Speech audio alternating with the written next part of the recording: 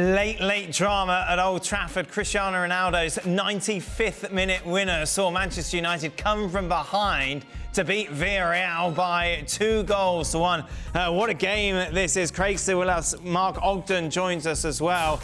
Craig, I want to start with you because, goodness me, did Ronaldo get his side out of jail today? Oh, he's bailed his manager out big time. And you know, I said on the show a few days ago that could be the difference between him saving his job and not, is Cristiano Ronaldo. Look, this is what I call a papering over the cracks result big time. This is papering over the coaching or lack of it at Man United. You can clearly see what Villarreal under Unai Emery have been trying to do and did try to do in this game. They're in great shape. They played it riskily out from the back, but it was successful for them for the most periods, and they created lots of chances. It should have been 2 or 3-0 at half-time. It wasn't. United scored a very good goal from a set-piece. And listen, I can tell you one thing. It does seem that United work on their set-pieces in the training ground, because it looks like they don't work on anything else. This was a terrible performance. And yeah, they got a winner from Ronaldo. But trust me, this was a robbery. When you think about the chance Villarreal had as well when De Gea made the save, and 2 Villarreal players almost fell over each other trying to put it in the back of the net. So Solskjaer will see it as 3 points, but anybody with half a brain in their head can look at this and say, wow, where is the real progress in terms of the performance? But it's all about Cristiano Ronaldo in the end, Mark. It is, but I have to agree, 100% with what Craig says. It does paper over the cracks. And the one thing that I see when I watch United at the moment is that you never get the sense that they are in control of a game. It's always chaotic. It's either chaos at the back or it's some crazy moment up front with Ronaldo or Lingard or Cavani. There's no sense that United have got a grip of the game, that they're controlling the tempo of the game. It was all over the place. They had no midfield tonight. There was fresh air in midfield. There was nothing. So they'll say, yeah, they won the game, it stops the rot, but it doesn't show me anything. It doesn't show us anything that United are on the path to being a team, a cohesive team, rather than a group of individuals. So all the problems that Solskjaer has had in the past are still there. Look, to be fair to him tonight, he got his substitutions right. We've criticised him about his poor substitutions or lack of substitutions in recent times, but his substitutions paid off tonight. But still, there's nothing in that performance that which told me that they're now on the right track. You take Ronaldo out of that team and, well, you take his goals out of that team and who knows where they'd be. But it's Ronaldo, Jack. Yeah, listen, and sometimes it's difficult to be this critical about a team after they've won. The truth is, you look at United's performance, you look at who had games or who had any kind of contribution to remember. Of course, Cristiano Ronaldo, Bruno Fernandes. David De Gea. And for me, I thought David De Gea was the man of the match. But you look at the rest of that squad. You look at even the substitutes who came on, and I know Alex tell us with that incredible strike to bring them back even, but his as a game, I don't think he had that good a game, and there is nothing from anybody else that I can recall. And while yes, we'll talk about Ronaldo and that'll be the headline, I thought David De Gea was, as I say, was their man of the match for his saves in keeping the team in it at 0-0. And then I do believe that United maybe dominated the last 20, 25 minutes. That was more a case of Villarreal running out of steam. David De Gea produced an incredible save to keep it at 1-1. But it was more United's game to close things out. But we are talking about Manchester United at home, and all we have to resort on is 2 players, 2 outfield players, and the opposition running out of gas for them to get anything. Let me put it another way, Dan. They're in a group with no real so-called big hitters. Atalanta are a decent attacking side and have been for a couple of years. Young boys at Bern are, decent, but, average at this level at best, and they've already beaten United. Villarreal are what you would call a good Europa League side under a man who's won the Europa League many times, and Unai Emery. But, none of them have anywhere near the budget or playing squads of Man United, and yet when we look at this table and we talk about the other teams in this show, and after bad results for City and for Chelsea and Liverpool won, we look at the tables and say, yeah, but they're going to be all right. These big boys will go out. Can anybody really look at that table and say, Man United will, forget the performance. Man United will easily get out of this group with none of the real big boys in it. I think that's hard to put that case forward, because if they play like that in Villarreal, they won't win. If they play like that in Italy, they won't win. And so when people talk about it's all about results, yes, it is at the end of the day, but performances like that won't continue to bring you those results. But at some point, it'll dry up for Cristiano Ronaldo when United are playing like that. And that would be the concern for me. It's not the fact that, they played badly tonight. It's the fact that they played badly tonight. They played badly against West Ham. They played badly against Young Boys of Bern. They played badly against Southampton and others, and maybe have scraped a result here and there for whatever reason. But that, again, going over this point, is just completely, I think, painting over a coaching system there that has no clear idea of what he wants to do with this group of players.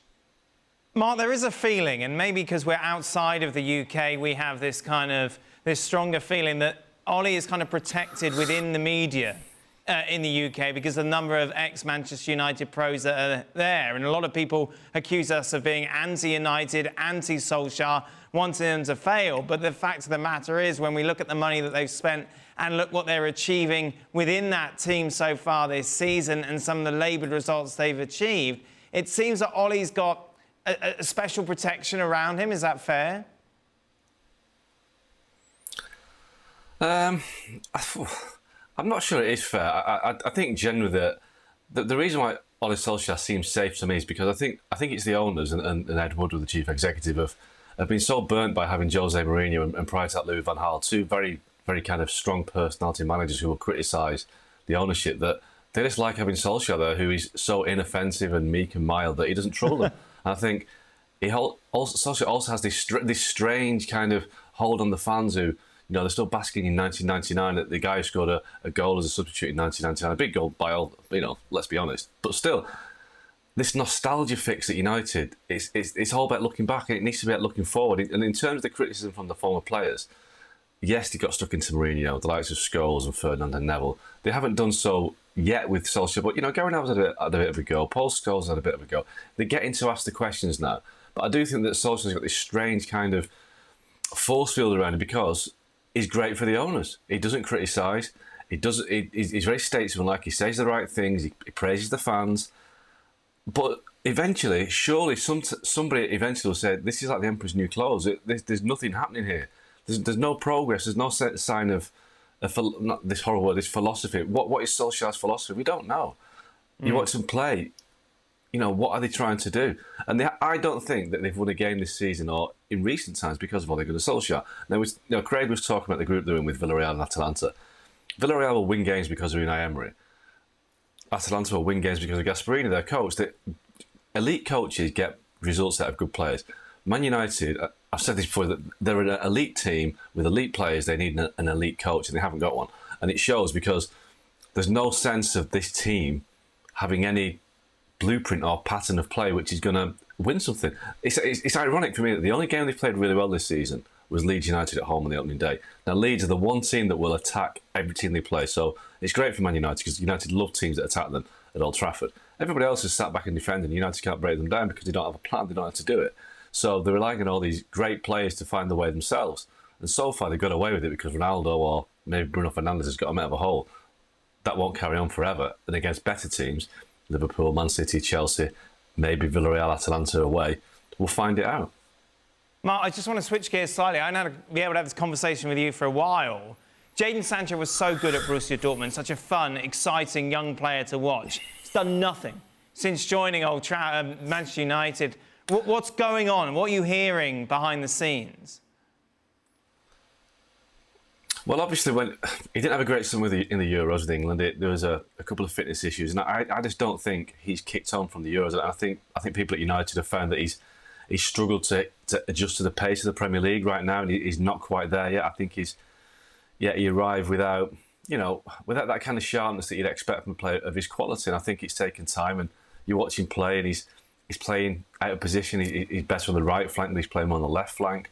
Again, maybe Solskjaer has this master plan for Sancho that we don't know about, but it doesn't seem to be working for him. So I think he needs to get fitter. He doesn't look 100% fit to me. And I think that, give it a month, maybe you might start seeing something from Jadon Sancho, but I think he needs to play where he wants to play, where he's best at playing.